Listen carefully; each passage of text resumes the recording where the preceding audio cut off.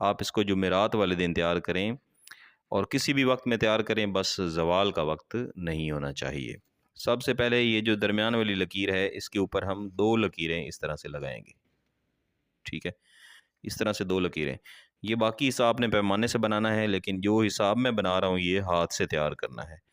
और इसके ऊपर इस तरह से आप एक सर बनाएंगे और इसके अंदर सिर्फ आपने आंखें बनानी हैं और बाकी जो जिस्म के अज़ा हैं वो नहीं बनाने। ये आंखें तैयार हो गई हैं। और इसके नीचे आप जो मुवक्किल है उसके बाजू इस तरह से तैयार करेंगे। इसका तरीका देख लें।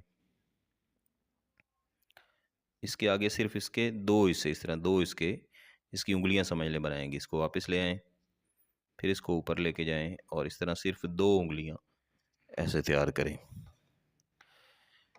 और यहाँ से इस लकीर के साथ मिला दें, यहाँ भी इसके साथ मिला दें। फिर इसके नीचे आ जाएं। ये वाली जो लकीर है इसको ऐसे नीचे ले जाके दाएं तरफ ऐसे कर दें। इसी तरह यहाँ से ऐसे ले जाके और ऐसे बना दें।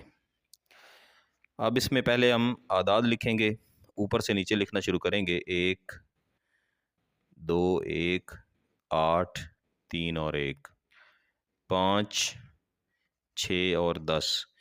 ये नक्श तैयार करने से पहले ही महबूब के जिस्म के उन अज़ा के बारे में जहन में सोच लेना है जिन पर आप अपनी मोहब्बत का वार करना चाहते हैं, और उनको जहन में रखना है। और वैसे भी अपना जो पूरा मकसद है उसको जहन में रखना है। 3 1 4 7 1 1 2 4 9 5 6 और 1।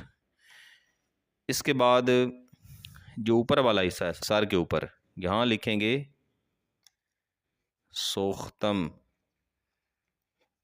दिमाग। ठीक है, फिर इसकी दाईं तरफ आ जाएं, सोख्तम जिगर। फिर इस तरफ लिखें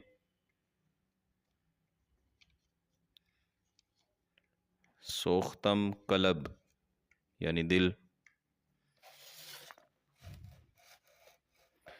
फिर इसके नीचे लिखें सोख्तम। ये जो सोख्तम है इसके साथ आप जिस्म का कोई हिस्सा लिख सकते हैं, लेकिन मेरा मशवरा है यहाँ पे कोई मखसूस हिस्सा लिखने के बजाय सोख्तम लिखने के बाद यहाँ पे आप फ़ुलां बिनते फ़ुलां, महबूब का नाम, उसकी वालदा का नाम दें। ठीक है, इस तरह ये नक्श पूरा हो जाएगा। इसके अलावा इसमें जो कोई हुब है वो